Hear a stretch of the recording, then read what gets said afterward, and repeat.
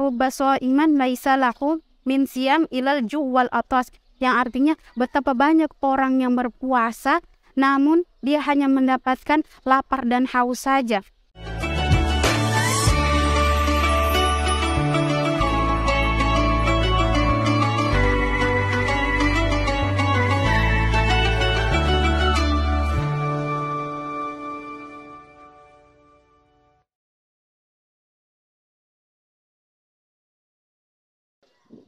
Bismillahirrahmanirrahim. Assalamualaikum warahmatullahi wabarakatuh. Alhamdulillahirabbil alamin, wassalatu wassalamu ala asyrafil anbiya'i wal mursalin sayyidina wa maulana Muhammadin wa ala alihi washabbihi ajmain, amma ba'd.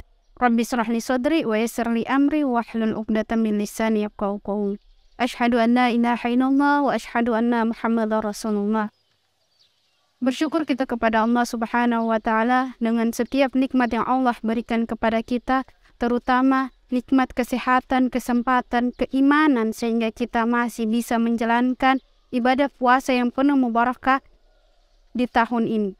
Salawat beserta salam kita haturkan kepada junjungan kita, Nabi yang mengantarkan syariat kepada kita, siapa lagi? Baginda Nabi Muhammad SAW, kepada keluarganya, para sahabatnya, dan insya Allah kita para pengikutnya setia hingga akhir zaman. Sahabat Ramadan yang insya Allah dirahmati Allah Subhanahu wa Ta'ala.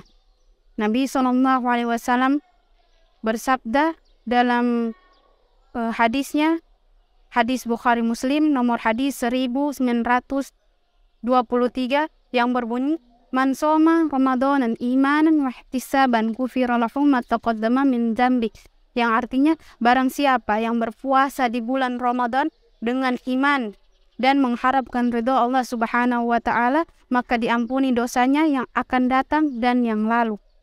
Masya Allah sekali teman-teman di bulan Ramadan ini. Bahkan Allah Subhanahu wa Ta'ala juga berfirman dalam Quran surah kedua Al-Baqarah ayat 183, yang mana ya ayyuhalladzina amanu kutiba alaikumus syiyam kama kutiba alal ladzina min qablikum la'allakum tattaqun, yang artinya wahai orang-orang beriman, berpuasalah kalian di bulan Ramadan sebagaimana orang-orang sebelum kalian agar kalian bertakwa. Teman-teman yang dirahmati Allah, yang menarik dalam ayat ini yaitu Allah Subhanahu wa Ta'ala menggunakan kata syiyam. Dalam kaidah bahasa Arab, syiyam ini atau puasa ini ada dua, shaum dan syiyam. Apa itu shaum? Shaum itu hanya menahan dalam satu aspek.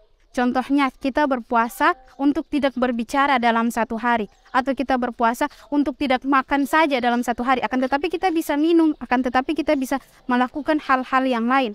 Contohnya dalam kisah Sayyidatuna Maryam, ibunda Nabi Isa alaihissalam, yang mana ketika beliau setelah melahirkan Nabi Isa, beliau berpuasa untuk tidak berbicara, untuk tidak menjawab pertanyaan-pertanyaan orang-orang di masa itu, kenapa beliau melahirkan tanpa seorang suami. Itu boleh teman-teman sekalian yang dirahmati Allah. Namun dalam kaidah dalam bahasa Arab itu dinamakan dengan shaum. Nah sekarang kenapa Allah menggunakan kata syiyam dalam dalil Quran surah Al-Baqarah ayat 183 ini? Karena syiyam dalam kaidah bahasa Arab artinya menahan dari segala aspek, yang dimana ketika kita berpuasa di bulan Ramadan, kita menahan agar diri kita bukan hanya tidak makan dan tidak minum, tetapi tidak melakukan hal-hal yang dilarang Allah. Mohon maaf, untuk orang yang sudah menikah, melakukan hubungan antara suami istri, itu bahkan dilarang Allah Subhanahu wa Ta'ala. Salah satunya itu yang dilarang, mencacatkan pahala puasa itu seperti ghibah, namimah, suuzon kepada orang, curiga kepada orang. Itu mencacatkan pahala puasa ini teman-teman.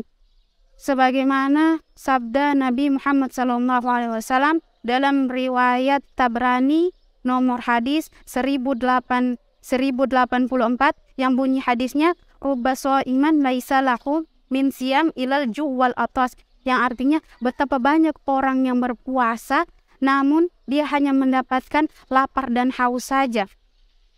Nabi SAW juga bersabda dalam hadis riwayat Tabrani nomor hadis 1082, yang bunyi hadisnya itu laisa siyam minal agli wasyarab, innama siyam minal lagwi warrafats, yang artinya berpuasa itu bukan hanya menahan lapar dan haus saja, namun hakikat yang benar dalam berpuasa itu adalah menahan perkataan yang sia-sia dan kotor. Maka dari itu teman-teman Ramadan yang insya Allah dirahmati Allah, ketika kita telah melakukan puasa, mari sucikan hati kita dengan perbanyak beribadah kepada Allah Subhanahu wa Ta'ala. Kemudian dalam puasa juga kita biasa mendengar kata imsak. Ini yang menarik. Imsak itu artinya awal mulanya menahan. Jadi ketika orang bilang imsak itu adalah awal mula menahan segala aspek yang kita lakukan. Di mana terjadinya imsak itu? Di sahur.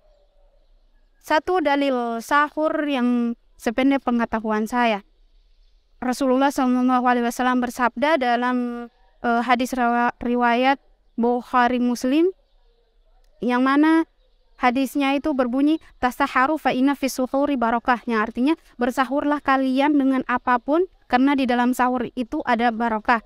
Apa itu sahur? Sahur itu jamak kata dari ashar. Ashar itu waktunya itu. Allah Subhanahu wa Ta'ala berfirman dalam Quran surah ke-51 Az-Zariyat ayat 18 yang bunyinya wa innamal ashari hum yastaghfirun, yang artinya sesungguhnya dan mereka berdoa di akhir malam kepada Allah, dan mereka beristighfar di akhir malam kepada Allah Subhanahu wa Ta'ala. Dia menandakan sahur ini bukan hanya aktivitas makan dan minum yang kita lakukan, namun sahur ini adalah setelah kita makan dan minum, kita beribadah kepada Allah. Ibadah yang paling dianjurkan di sahur itu yaitu istighfar kepada Allah Subhanahu wa Ta'ala. Kita sadar akan dosa-dosa kepada Allah Subhanahu wa Ta'ala sebelum kita kembali menahan segala aspek yang membatalkan puasa. Maka dari itu teman-teman sekalian yang dirahmati Allah, di bulan puasa ini marilah kita perbanyak beribadah kepada Allah, menghilangkan semua dosa-dosa hati kita. Marilah di puasa ini, di bulan puasa yang penuh barakah ini, kita berlindung kepada Allah Subhanahu wa Ta'ala dari segala bisikan-bisikan setan yang dapat merusak puasa kita. Mungkin itu saja yang bisa saya sampaikan. Billahi taufiq wal hidayah. Wassalamualaikum warahmatullahi wabarakatuh.